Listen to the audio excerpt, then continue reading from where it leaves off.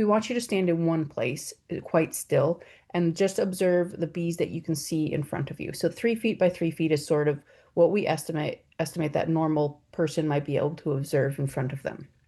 And that's sort of, you could choose any size area that you want to look at, but 3 foot by 3 foot seemed like a good standard size. And so the grower can go out there, choose the spot where they want to do observations. They answer a few quick questions in the survey about the weather, what their habitat is like around them. So if they record that they're in an apple orchard, and then they can do a quick estimate of how many flowers they're looking at in their observation area.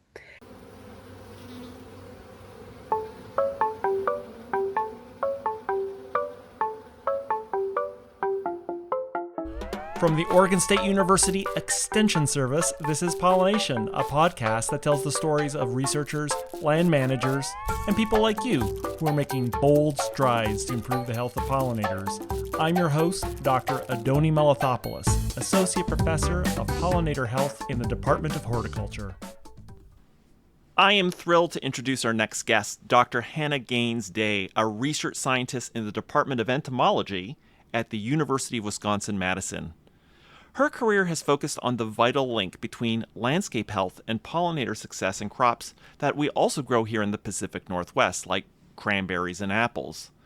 Today, she's here to discuss a potentially game-changing tool she helped develop, the Wibee app. Designed to turn growers and citizen scientists into data collectors, Wibee helps farmers estimate real-time pollination activity right in their own field. So let's learn more about how we can put the power of pollination data into the palm of our hands this week on Pollination.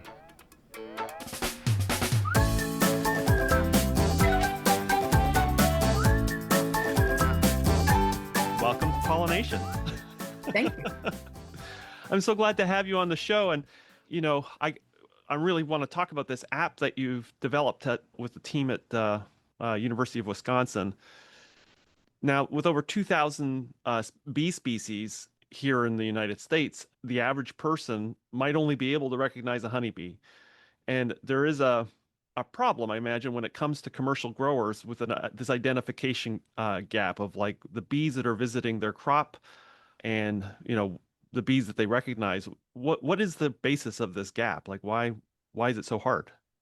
Yeah, I mean, bees move pretty quickly, and if you aren't spending time focusing on what you're looking at, they all kind of look the same, maybe. But it's important for growers, I think, to distinguish them because growers spend money bringing honeybees in. Honeybees in the last few years have had problems. Growers might not be able to get enough, but the wild bees might be doing most of the work anyway. So being able to distinguish if it's a honeybee or a wild bee is important from the grower's perspective to know if the bees they're paying for are doing the work, or if the wild bees are just there in the habitat are doing the work. And maybe they don't need to worry as much about honeybees, or they can focus more on encouraging the wild bees. Maybe just back up just one sec. You're in Wisconsin, and there are some similar crops. We were just talking before we got started the show. There's some similar crops to here in the Pacific Northwest. What are the major bee pollinated crops in Wisconsin? Yeah, so the ones that we're focusing on are apple, cranberry, and pumpkin. Wisconsin's the #1 producer of cranberry in the US and the world. And then we also have a lot of like diversified farms with watermelons and cucumbers and other crops like pepper and tomato that benefit from pollination. But our big fruit crops are those cranberry, apple, and pumpkin. We have a cranberry industry both in Washington and Oregon, a much smaller one, but I often will draw on your work when talking with them because there's been such great research done on cranberry pollination in Wisconsin, including this. I'm really excited about this tool. So this YB, that's how you say it, YB, right? Weeby. Yeah, we say Weebee. Weeby. Yep, Weeby. So the Weebee, which is spelled Wibee, the Weebee app, gets around this. It doesn't ask for a grower to be a taxonomist. It has these, I guess you call them morpho groups, these bees that kind of look that you could distinguish with a little bit of training by eye, like the large dark bee or the small green bee. How did you come on these groups? So we wanted a way. So let me back up for 1 second. The Weeby app was developed after conversations with apple growers. So apple growers in Wisconsin wanted to know if they had enough pollination from wild bees alone, or if they needed to depend on honeybees for their crop pollination. And apple bloom is very short. It's anywhere from 4 to 10 days. And we can't be everywhere at the same time looking at which bees are visiting apple blossoms on all of the different orchards in Wisconsin. And so we wanted a tool that we could give to the growers and say, here, go do observations when it's a beautiful sunny day during bloom, so we can help you understand which bees are doing the crop pollination. And so we wanted to come up with categories of bees that were easily identifiable by anyone. So growers, school children, master gardeners, anyone who wanted to use the app, but also that had somewhat of a functional purpose. And so the groups that we have in Wibee, we have honeybee, bumblebee, large dark bee, small dark bee, green bee, and non-bees. And the idea is that those groups sort of represent functional groups. So if any species of bee in a large dark group visits a flower, they're functionally doing about the same job as another large dark bee. So that was our idea behind that. Says this dual purpose. So these apple growers, they're busy, and it would help them if they could, get a year-to-year tally of the wild bees coming to their orchards. They might be able to cut back on their honeybee orders, or if they don't have enough, they'll be okay. And you're using these recognizable groups, but they may actually be more than just recognizable groups. They may be functionally, you know, uh, pollen loaders of the same type, delivering the same amount of pollen, being big. Yeah, correct. So if you think of like humans, for example, you might expect that a human who's 3 feet tall could carry so many blocks of wood or whatever, and a human who's 6 feet tall could carry a certain number of blocks. And so it's an idea that, if you have a bunch of people out and we have to move a pile of blocks from here to there, if you have 3 foot tall people, they could move a certain number of blocks at a time. So you could say, okay, if we have 10 visits by the 3 foot person or 10 visits by the 6 foot person, you'd have a different number of blocks moved. It's the same idea with the bees. So if you have 10 visits of the large dark bee, you expect more pollen to move than if you have 10 visits of a small dark bee. That makes a lot of sense. I have to ask. Listeners know that I'm Canadian. I don't know where Paul Bunyan is from, but not Wisconsin. That's Minnesota. Well, we have a lot of Paul Bunyan statues in Wisconsin. I'm not an expert on Paul Bunyan, but we do have lots of Paul Bunyan statues. That's good enough for me. Let's just claim it. Okay. All right. So you're using the app. Like, give me a picture of an apple grower using this app. So what would they do? They'd be in front of a flower or a set Yes. of flowers. What would they do? So the idea is it's a beautiful sunny day during bloom, peak pollination weather.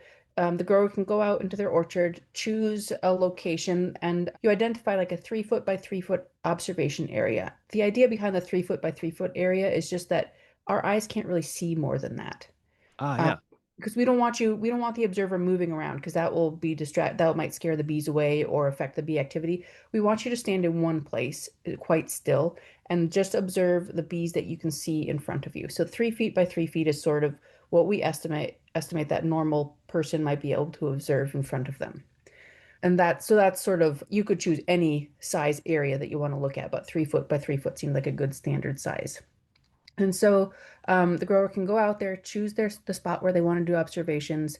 They answer a few quick questions in the survey about the weather, what their habitat is like around them. So if they record that they're in an apple orchard, and then they can do a quick estimate of how many flowers they're looking at in their Uh, observation area. And okay. then stand there for 5 minutes. And every time an insect visits a flower within their observation area, they just click the picture of that Morpho group and it tallies as they go. And after 5 minutes, the survey stops and it'll have a total tally of how many of each of the different Morpho groups visited your flowers during that period. I have loaded the app on my phone, but I haven't had a chance to try it. So I guess, I would just sit there and I would hit, big B, green B, small. I would just hit these and it would kind of do the tally for me. Yep, exactly. Oh, that's really sweet. I imagine in a big orchard that 5-minute observation, that's probably all a grower really has time for. But, one, the orchard might be variable and, might not represent the whole orchard, but you've done validation on this technique. Tell us a little bit about how predictive this is. Yeah, so let me back up for 1 second. So ideally, we want people to do at least three 5-minute surveys Ah, um, okay. on a given day. And ideally, they could do three surveys in multiple locations. So maybe they'll do three surveys in the middle of their orchard and they'll do three surveys at the edge of the orchard because we know from other research that you'll have more wild bees on near the non-crop edge of the farm. So in 90 minutes, you could get this all done. Yeah. Yeah, Yep. okay. Yep. And also, so our whole idea with this was that it would be growers who are collecting this data, but we've actually teamed up with crop scouts and they've added Webee surveys as part of their surveying that they're doing when they're out there looking for Oh. pests. And so they'll also just add, three Webee surveys wherever are at in the orchard. Oh, that makes a lot of sense. Okay, so that Yeah. was So the then backup. And then moving forward, you've done research to see how this aligns in both cranberry and apple. Tell us a little bit about that research and the validation experiments. Yeah, so with the validation experiments, we wanted to know, we had a grad student who went out and she counted how many grains of pollen a single bee visits on a single visit to a single flower. This is painstaking work. And then she goes back to the lab and under a microscope counts how many grains of pollen were deposited. And so we use that number to do a big calculation to estimate how many grains of pollen we expect you get for the whole um, bloom period. So for some flowers, they're only open 1 day. For some flowers, they're open 3 days. It depends on the plant. And so we wanted to know how good our sort of back of the envelope calculation is for total pollen deposits compared to how many grains of pollen are we actually getting in a full day. And so for that study, we did a whole bunch of Weebie surveys, and at the same time, we had flowers that were open for the full day. And then at the end of the day, we'd collect those flowers and count how many grains of pollen were deposited. For apple and cranberry, those flowers are open for multiple days, and so we'd put a bag over them. When we get there in the morning, take the bag off so we know what time the pollinator exposure started, and then we'd record what time we picked the flowers to know what time pollinator exposure ended. And then we'd have our Weebie surveys to know what the visitation rate was that day.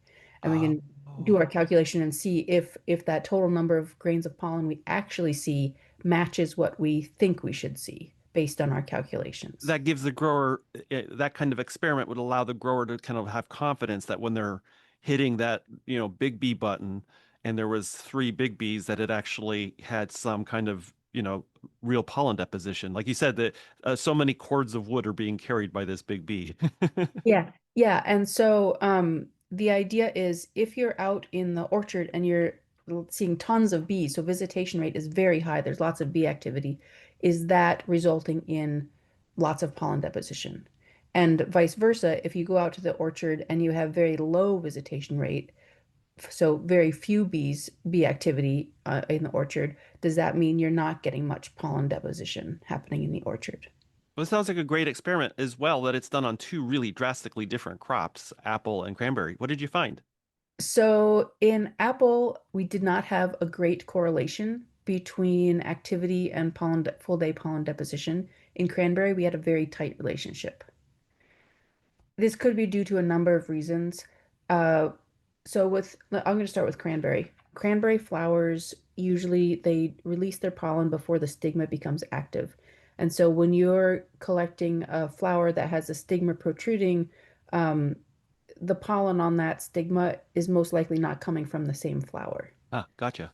In apple, uh, the flowers again produce pollen and have a stigma and produce pollen, and some of that pollen from the flower could be landing on the stigma. Oh, but in So, apple, often it's incompatible pollen, so that you can't discriminate between pollen that comes from a pollinizer as from the, selfing. yeah, so in Oh. apple, you need pollen from a different variety to result in fruit set, but you can't tell the difference looking under the microscope which pollen is on that stigma. And so what we don't know from that experiment is how much of the pollen that we see on the stigma came from that flower and how much of it came from a bee. Yes, I can see the problem. That's tricky. Yeah, so we're doing a follow-up experiment this season where we're going to be looking at weebie activity and fruit set.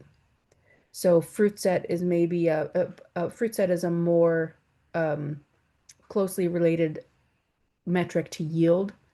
Pollen deposition should be related to bee activity because that's what the bee is doing, it's moving pollen.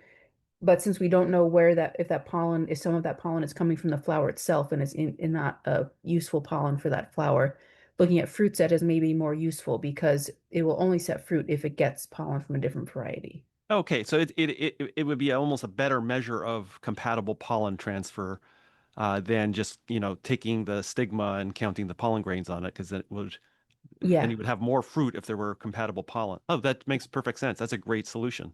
Yeah, we've done the same stuff we've done in apple and cranberry. We also did in pumpkin, which is kind of a nice system because pumpkin flowers are only open for about 4 or 5 hours and then they're done. And they have separate male and female flowers. So any pollen you find there has come from a bee visit to the flower. Have you looked at that data yet? We've not looked at that data Okay. yet. We don't know how tight that All right. relationship is. Yeah, yeah. This is really great, and I can imagine. I'll be speaking to the cranberry growers in a month, and I'll link this podcast. And I do wonder if you are growing cranberry in another region, it seems like reasonable that this might be compatible. You should be able to use it outside of Wisconsin. I'm sure as a researcher, your caveats are coming to the fore, but it does seem like this is a tool that could be used outside of the state. Absolutely. I think the Weeby app can be used anywhere. And even if you're not interested in pollination per se, it's still telling you about bee activity and which bees are there. And I know in Wisconsin, almost all cranberry growers bring in honeybees during bloom.